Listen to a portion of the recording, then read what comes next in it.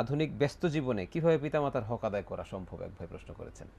আধুনিক ব্যস্ত জীবনে পিতামাতার হক আদায় করার জন্য আমাদের যেটা করতে হবে, আমি যেহেতু ব্যস্ত, আমি বিকল্প ব্যবস্থা রাখব যাতে তারা আমার পক্ষ থেকে ওই দায়িত্বটা পালন করতে পারে। সাপোর্টিং হ্যান্ড লাগবে এবং সেটা সম্ভব এ যুগে। তার মানে ওই ব্যস্ত এই অজুহাতে আমি দায়িত্বহীনতার পরিচয় দিতে পারি না। আমার দায়িত্বটা একজন পয়সার বিনিময়ে হবে।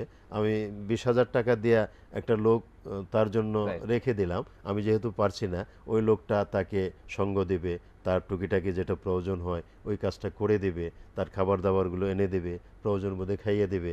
এই যে নার্সিংটা, এটা করার জন্য আমি যেহেতু পারছি না, আমি বিকল্প ব্যবস্থা অবলম্বন করব।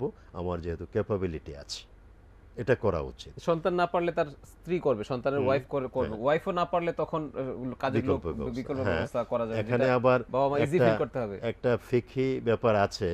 যদি ওয়াইফ স্বেচ্ছায় করতে না চায়, তাকে করতে বাধ্য করা যাবে না। বাধ্য করা যাবে না। এটা একটা ব্যাপার।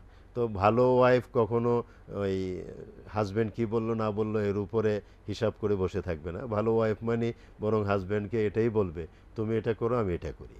সুতরাং অবশ্যই, আর অবশ্যই। মন্দ ওয়াইফ যদি হয়, তাকেও হাজবেন্ড বললে সে এই ক্ষেত্রে যে রিয়াকশন করবে যখন তখন, এটা আমার মনে হয় না।